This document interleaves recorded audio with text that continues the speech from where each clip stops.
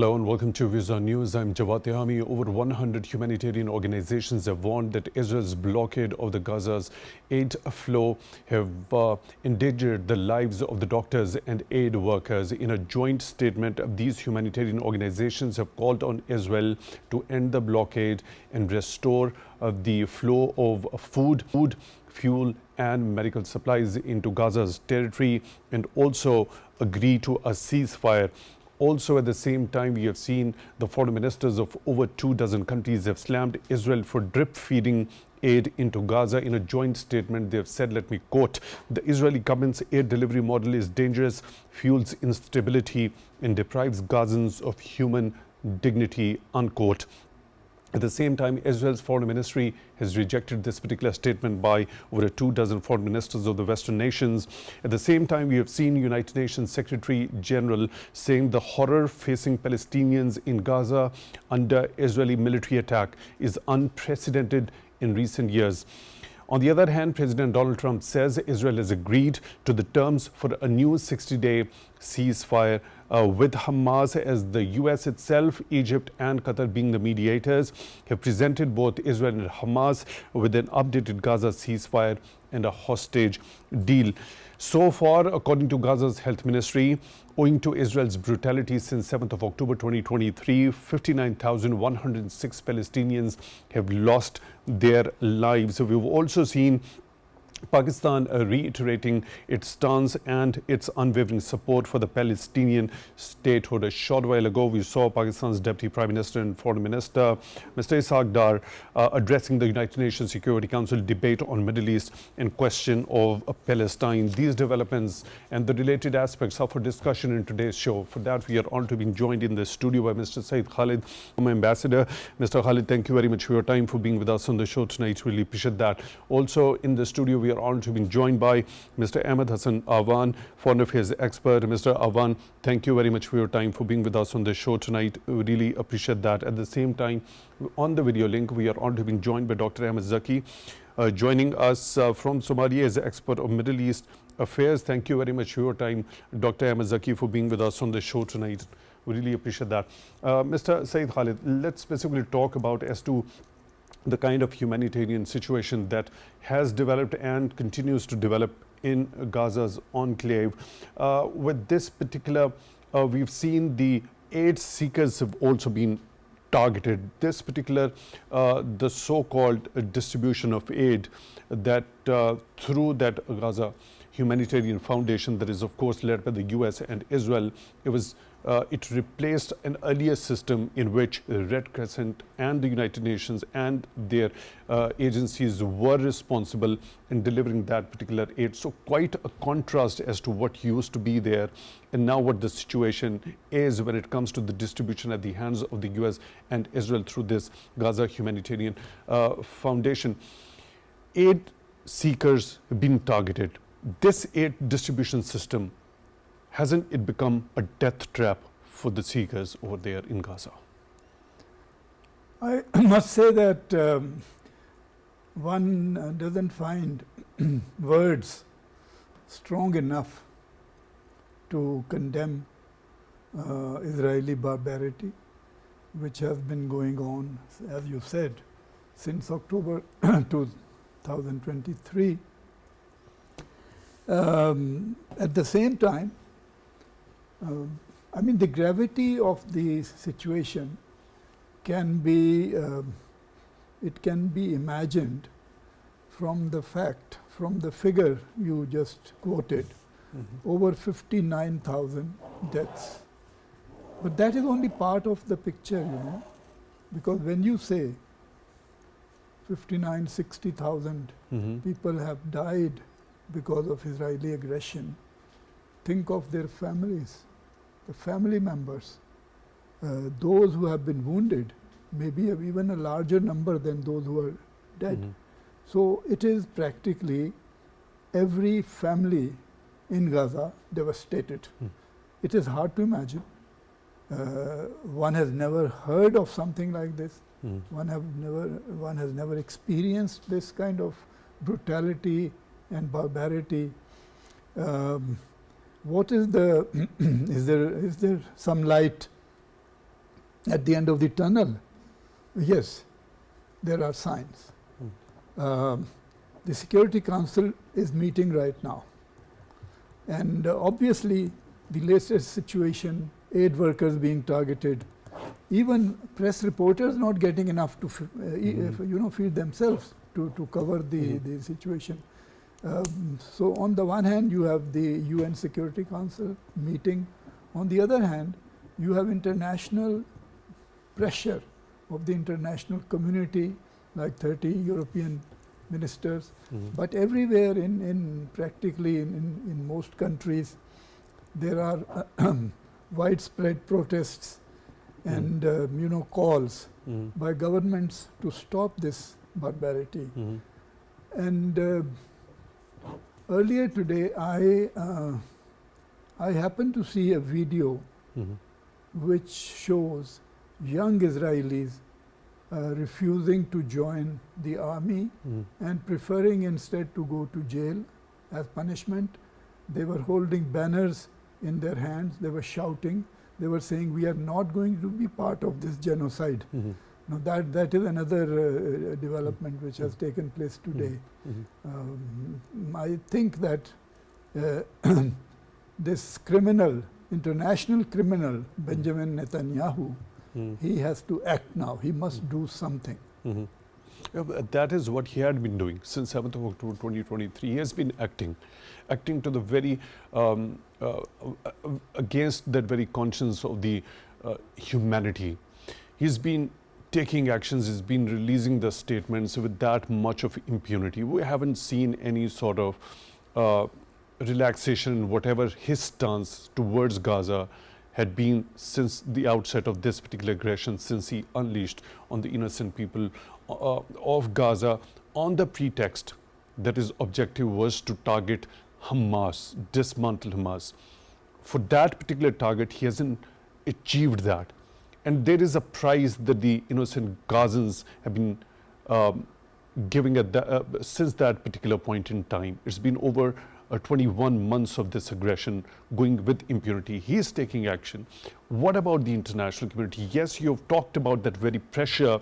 We've seen the protests going on all across the world. But what has that pressure done so far in order to stop him at least, let alone there happens to be an accountability if in future? Well, all I can say for the moment is that he is an international war criminal. He is flouting international laws, and I think law will catch up with him one day. But I forgot to mention one other development, which is again what you talked about, which is a statement by President Trump. So, I mean, pressure is on. Definitely. I'll come to that particular point also. The prospects of any sort of a ceasefire deal when President Donald Trump says that Israel has agreed to the terms of that particular proposal of a 60-day pause in this particular fighting, which is quite asymmetric as far as we have seen this aggression one-sided from Israeli side towards the Gazans. Mr. Awan, now looking at this particular joint statement by the humanitarian organizations, what exactly do you think, what sort of an impact do you think it's going to have as far as Israel's understanding is concerned? Thank you for the question, Mr. Jawad. I think as far as the question of these organizations is concerned, I think this has been going on since the beginning of the conflict, rather the genocide, which began 21 months ago. One thing that you mentioned at the beginning of the show, which was about the joint statements coming from more than a dozen countries, and many of those countries are from Europe and I think Australia and other countries as well, part of the global north. Those countries have also now called for a ceasefire, an end to the cessation of the hostilities and everything. But what I find, which is, this is diplomatic posturing, but their economic policy states otherwise.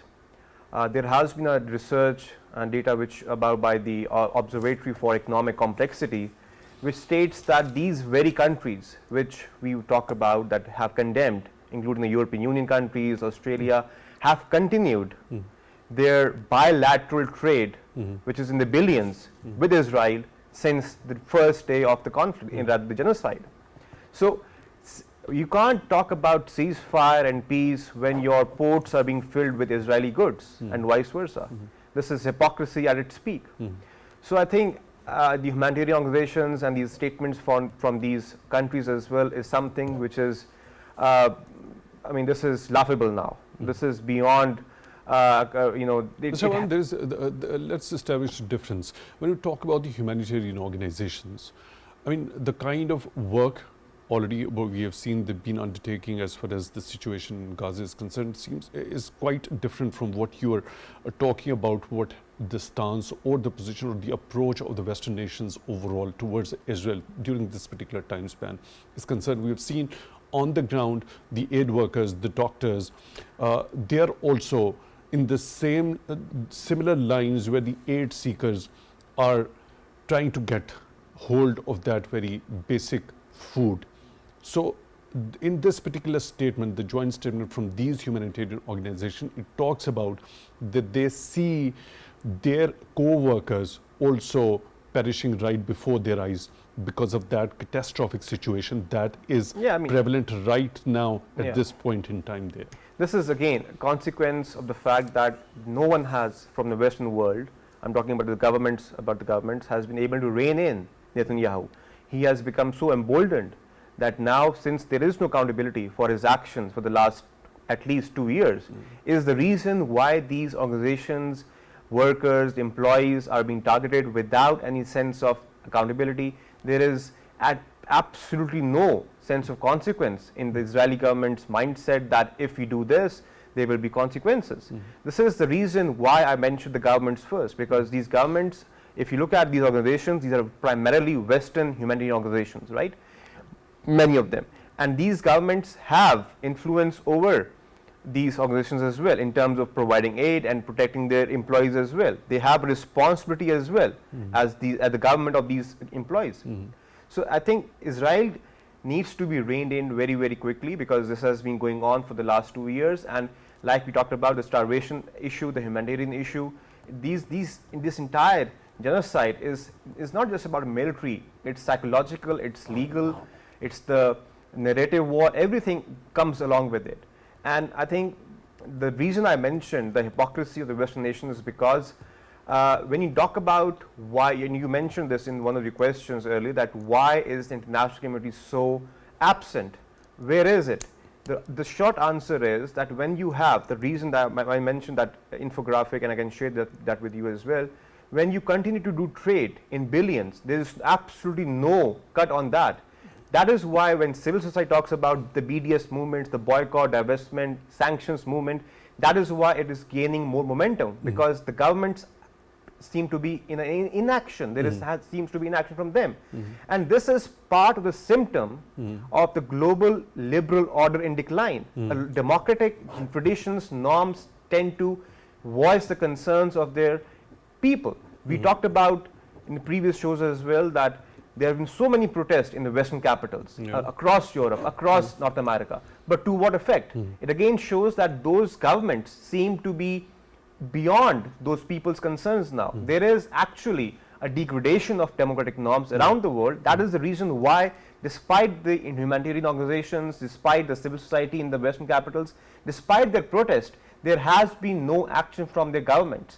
And part of the larger picture is because we are now, this is the ugly picture of this ultimate, I mean, you can say that the ugliness of the capitalist world that we're living in, where human lives are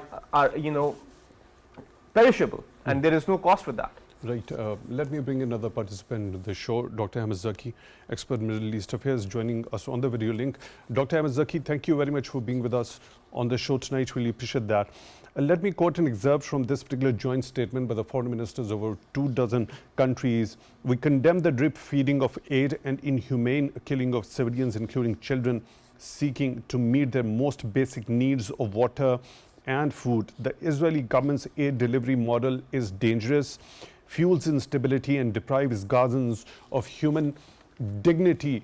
Why this so-called aid distribution ecosystem or the system was taken over by the US and Israel. Rather, why didn't the previous system, that was of course led by the UN, could continue in this sort of a situation?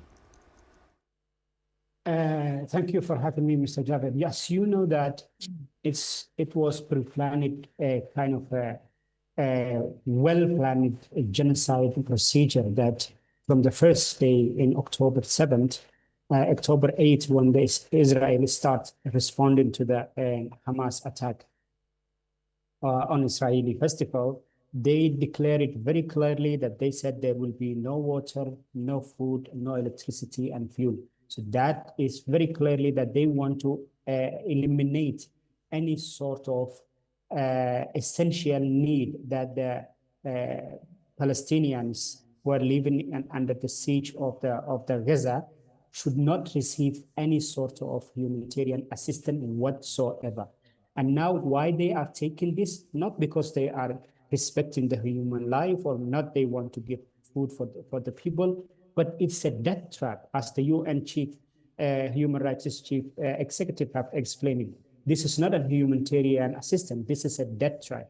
How it's death trap? It's because of one reason. Number one, that Israelis, they want to kill every day minimum 50 to 100 food seekers. This is like a slow death, that you are going to call the people who are hungry just to kill at least amount of them.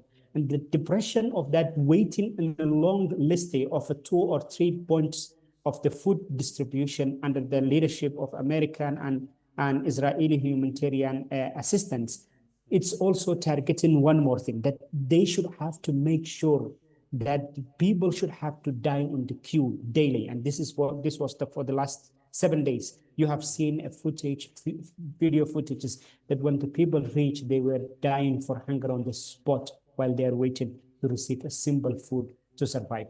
This is very clear that why Western countries and European countries are now going against the Israeli, then they are criticizing them without taking any sort of a concrete action. It's very clear that, as the previous guest explained, that it's a mistake of millions of dollars of contracts between the Israeli government and the European countries who are invested billions of dollars on the military industry of Israel to make sure that their military equipment have been used against the civilians in Gaza when they know 100% that this is going to happen and this is going to use for elimination of the innocent people in Gaza. So unless there is economic consequences put on the Israeli military industry and Israeli business community, it will never happen that Israel will bow down and listen to the international community or international law. So do you, Dr. Ahmed Zaki, do you think this particular joint statement by the foreign ministers of 25 Western nations carry any sort of a significance, or there might be any sort of an impact as far as when it comes to the combined understanding of the US authorities, its administration, and the people at the hem in Israel is concerned? Let us take the statement into two phases. Number one, that we will check what kind of political implications it will have after when they deliver such kind of a statement against the Israeli government. Number one, they are addressing their local voters, because Europe is in a period of regular elections with the people of European people are believe now that Israel is doing genocide, and 100% of the people are against what Israel is doing. In that sense, they are showing that we are sorry about that. We are very sad about that. We are not agreeing with the Israeli what they are doing, and we are condemning it. And let us look on the other side, why they are not taking a concrete action against the Israeli government, taking the military action or putting severe sanctions or cutting all the source of the military supply to Israel. Why? Because it's billions of dollars funded by the Israeli and military industries of US and the European Union, who are financing the European politicians who are making the decision. They are in the pocket of the multi-billionaires of a military industry in Europe and USA, which Israel become a a show place where they are going to show what consequences that it can make the equipments and the military material which they make to test the Palestinian people so that they can sell in every September in Paris. So this particular statement that you have just mentioned, these particular statements by the Western countries are just to address the local voters. I mean, and at the same time, there hasn't been any sort of concrete action as far as approach of these Western nations towards Israel, its brutality against the Gazans is concerned. Do we understand that this particular approach, let's take this particular view on the face of it, that if they're really are they really concerned about addressing what the local people or the local voters actually think? We haven't seen that happening as far as the protests which were going on, specifically when we talk about the United States of America.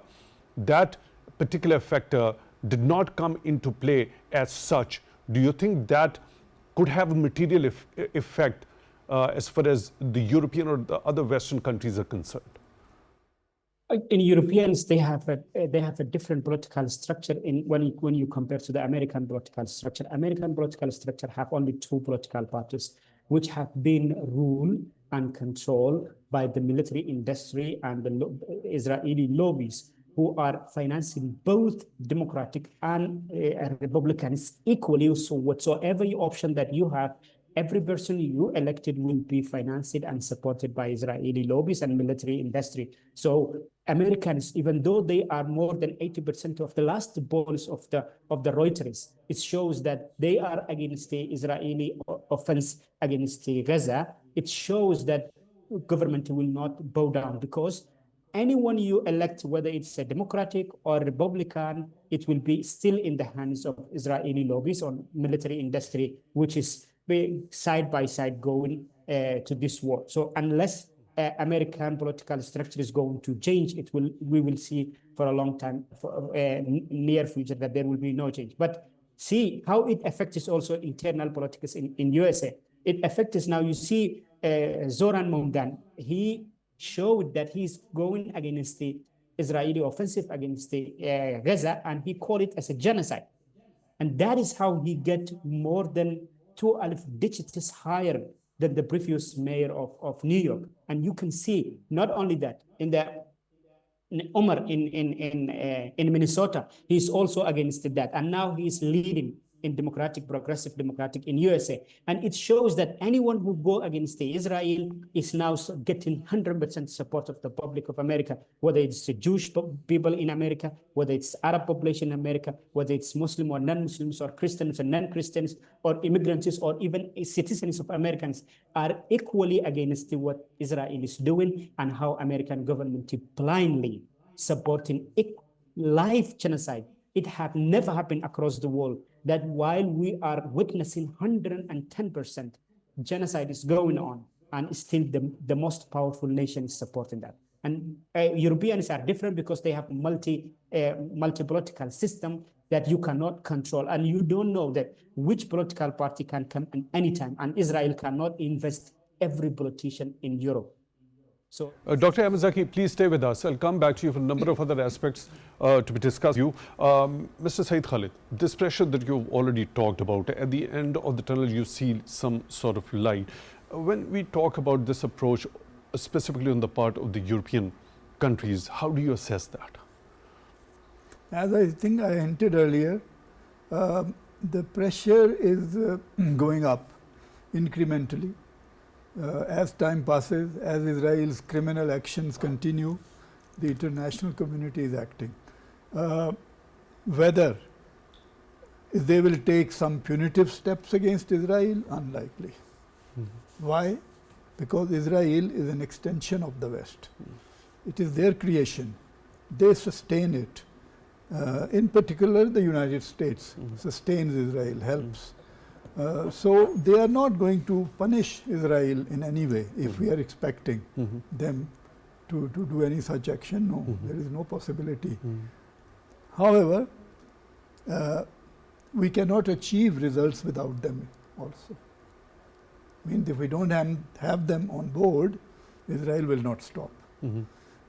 So that is where the European Union and other countries which joined them recently, it's a voice of conscience. The real decision making lies in Washington. And being the, you know, the patron of Israel, the United States is the only country which can get results. And I think it is reasonable to assume that they are working on it. It's like, you know, think of a mother whose son has become a murderer. It's not the mother who is going to stop him. It's some bigger force which can stop him. So the bigger force also happens to be there. Okay, so what should we understand from this particular statement by President Donald Trump, that Israel has agreed to the terms of a new proposed ceasefire deal, and that is to be for 60 days. So if Israel has agreed this time around, there must have been modifications to what already was agreed and then later on violated by Israel itself. Well, before coming here, earlier I heard that Hamas has sent its formal reply to the proposals. And now their reply is with the mediators, and they are going to work on that. So, I mean, things are moving, maybe not fast enough, but this is the latest that Hamas has given its reply. But there's been, as far as the statements of President Donald Trump is concerned, it has been urged upon Hamas to accept the deal quickly, right? But the people who have been part of this particular negotiation process say that it was Israel's intransigence that actually kept this particular negotiation process lingering without reaching to any sort of a particular. That is quite understandable, quite so credible. why to pressure Hamas in that particular instance if it is because of Israel's intransigence? We don't know the details of negotiations, but maybe there are points where America is exerting pressure on Hamas. It's quite possible. Okay, Mr. Awan, going back to that particular objective the Israeli regime at that particular time had set, dismantling of Hamas. When we talk about the ceasefire that is being reached with Hamas, so Israel hasn't done anything to Hamas. Rather, the damage and the destruction has been accrued to the innocent people in Gaza. What do we understand of this particular equation? That particular objective wasn't achieved. Hamas still remains there. So what's next for Israel after this? See, to answer this question, to begin with, America waged almost 20+ year war on terror. What was the result? Is terrorism completely eliminated from the world? No. So like you said, I mean, Hamas is actually part of that Palestinian resistance actually, which signifies that when you target Palestinians, innocent people there, it actually helps them to actually gain more popularity within the society as well. Yes, they can critical perspectives do exist in terms of what role Hamas has played over the last 2 years, but nonetheless, we have to look at what Israel has been doing not just in the last 2 years, for the last 80 years. It has been constant systemic suppression, oppression of the Palestinian people, dismantling of their land, dismantling of their identity, of their ownership. It has been a systematic process. We talk about that this genocide has been going on the last 2 years, but rather the symptoms of this event were always there from day one. The day, like we talked about, the fact that this manifestation of Israeli actions is not a new one. It was always on the cards. In terms of the peace deal, I think that peace deal is again lingering, delayed, especially on part of Israel, because as you can already mention that the pressure is even from the US is on Hamas to accept it, because Israel has now become kind of a state which is uncontrollable by many yardsticks for various reasons. We can discuss that later on, but the rare fact that the pressure on Hamas is being exerted is to actually help the US president for their own narrative of the president of peace with the upcoming Congress elections in the US as well. He wants to reinforce that image. But that particular image was taken at that very outset when he took over the presidency, and that particular first ceasefire deal which was reached between the two sides at that particular point in time, when President Donald Trump said that if this particular ceasefire is not reached, all hell will break loose. And we saw that happening just one day before he took over the office on 20th of January. But later on, it was violated by Israel on 8th of March, if I'm remembering the date correctly.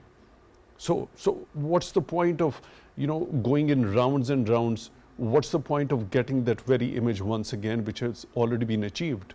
When we try to understand US perspective. See, when he was campaigning for his own election campaign, that was one of the reasons that people voted for him, because the previous administration, the Biden administration, did not take tangible efforts or steps to actually curtail Israeli actions. This was one hope, in the hope that Trump is a sort of a non-traditional politician. He may take steps, or he may be able to develop ties or come to a transactional understanding with Israel in terms of how to sustain that ceasefire. But we've seen that even Trump has not been able to withhold that. Now with the, even if you look at, this is all, this is theatrics as well. This is, I'm being forced to say this word because repeatedly we see the breakdown of these ceasefires. And once ceasefire break down, it is even more difficult. I'm sure you would know this, that once you go on a path of negotiations and the ceasefire collapses, it is even becomes more difficult to come again and sit together and come to a new understanding of agreement. It becomes that much more difficult because the trust deficit increases that much more. So in that context, I think, yes, short-term, short-lived ceasefires will persist even in the coming future, including this one.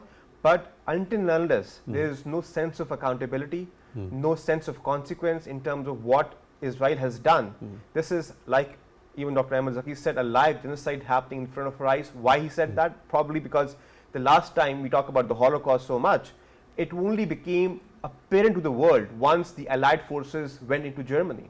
That is when everything opened up. This is happening right in front of our television screens right now, on the mobile phones as well. Well, at the same time, the journalists and the media workers are also being targeted. Yes, exactly. This is unprecedented. This is unprecedented, unheard of. This is why I'm talking about the fact that this increasingly, the international order being collapsed, declining, eroding, is making the world even more anarchic. This is the danger that we're living in. And if not stopped, there has to be some effort from the global south countries actually. This is something that I thought that there has to be some collective efforts from the global south. We talk about the UN Security Council being ineffective or paralyzed because of constant US vetoes, but we have to see towards there is a proposal of United for Peace, the UNGA forum. There has to be constant diplomatic pressure from the rest of the world at least. Right. Dr. Ahmed Zaki, now I just want your understanding regarding as to, if we try to compare as to what Joe Biden's administration policy regarding urging Israel of not taking over Gaza is concerned, as compared to when we talk about President Donald Trump saying that they want to make this particular territory a Riviera of the Middle East. How do you compare the two policies of Joe Biden's administration and the administration under President Donald Trump?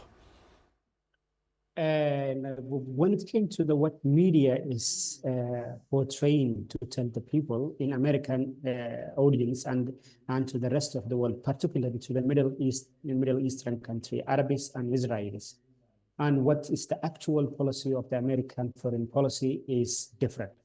When it came to the Democratic, they are showing some sort of linear to the two-state solution is that the human rights should have to be protected, but inaction. Actually, we have said that there is no action about after that. When it came to the Republicans, they are addressing their vote bank, where the Americans, conservative Americans, are supporting die-heartedly by Israel, whatever they want to do. And that is how mostly Republicans are addressing the issue of the Middle East. But when it came to the foreign policy of America, whether it's the Republican or the Democrat, they have same when it came to the Middle East, particularly in the interests of Israel. You can see from the Bill Clinton, George W. Bush Jr., Barack Obama, and former president of first term of Trump, then Biden, and again new Trump. So every time you have watched the Middle Eastern crisis, all American presidents have a similar stand. Without condition, they are going to support Israel, whether they are doing whether they are going against international law, they are doing against human rights violation of human rights, whether they are making even genocide.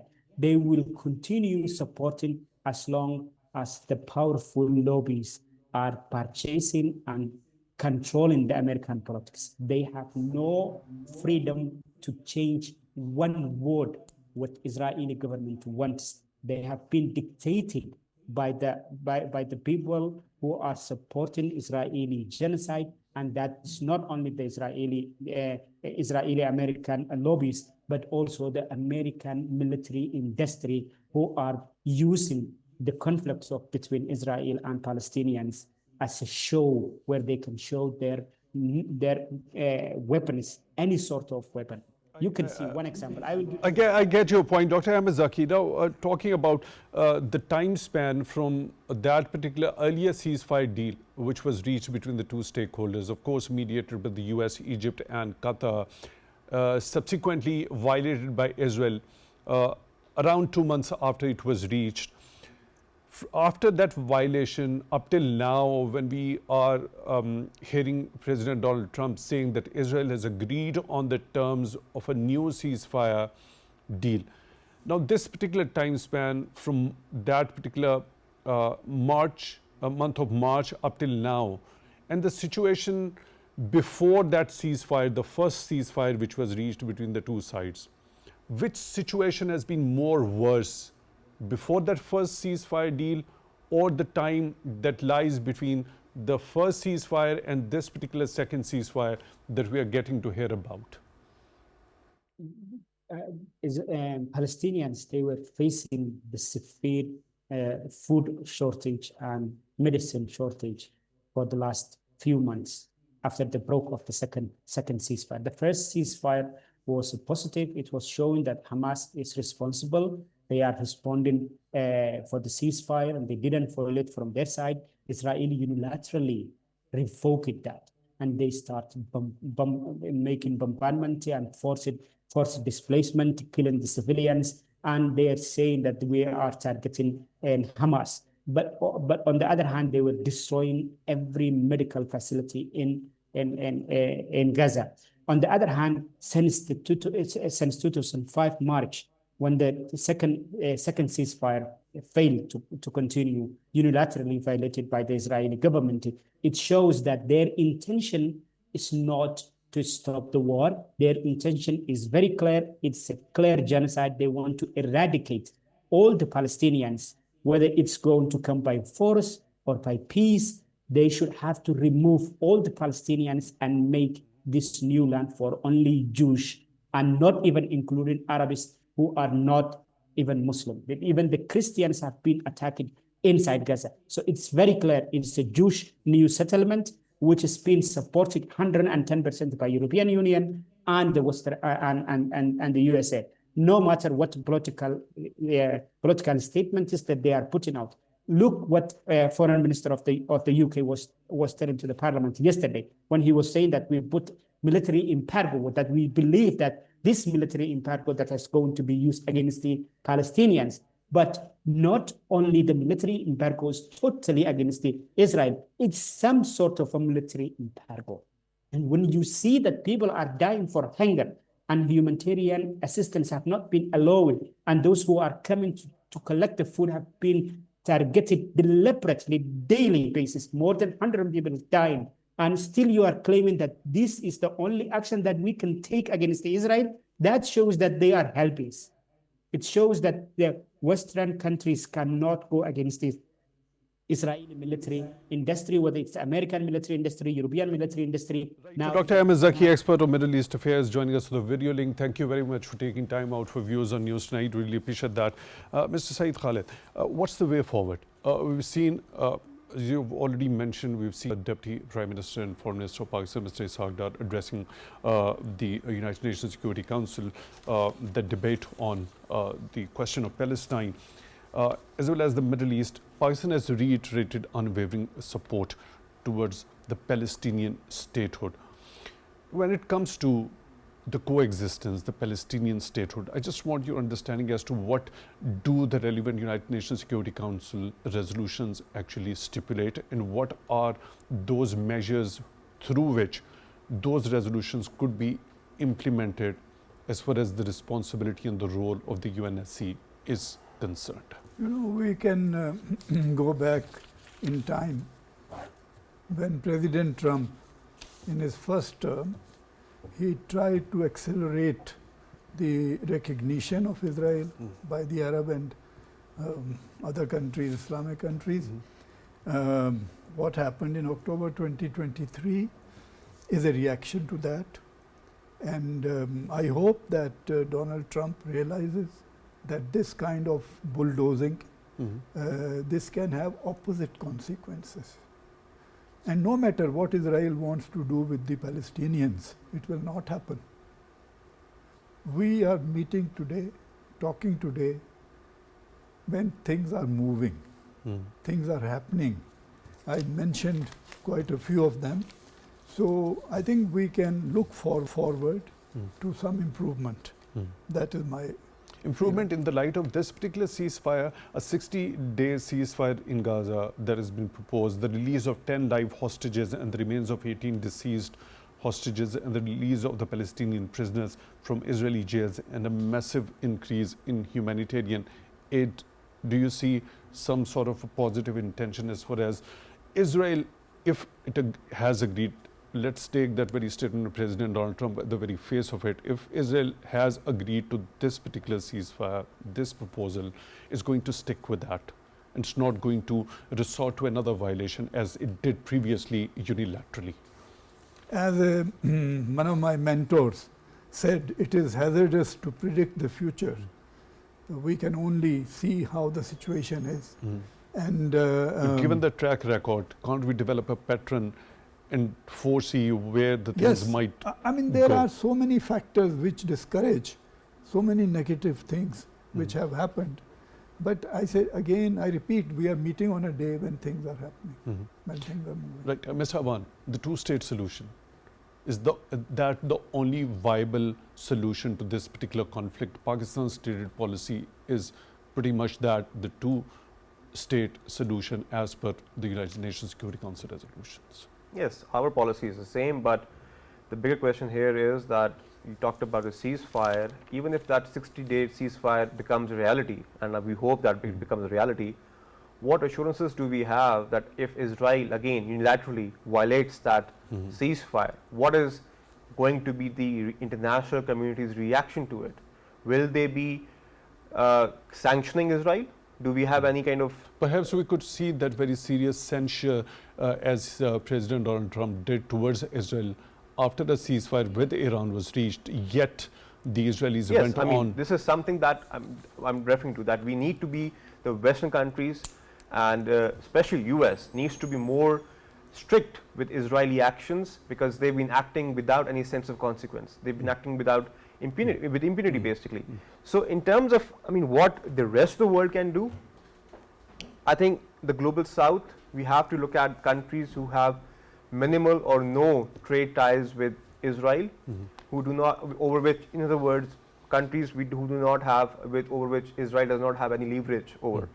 We can develop a bloc led by countries including Pakistan, Malaysia, Turkey, South Africa, like-minded countries, and we can move toward establishing some kind of a diplomatic forum to stand up to Israeli actions and demand more pressuring more Western governments actually. I get your point, Mr. Ahmed Hassan, foreign affairs expert. Thank you very much for being with us on the show tonight. Mr. Syed, Khalid, former ambassador. Mr. Ambassador, thank you very much for your time also for being with us on the show tonight. Really appreciate that. With that, to the end of today's episode. Till the next one, take good care of yourselves.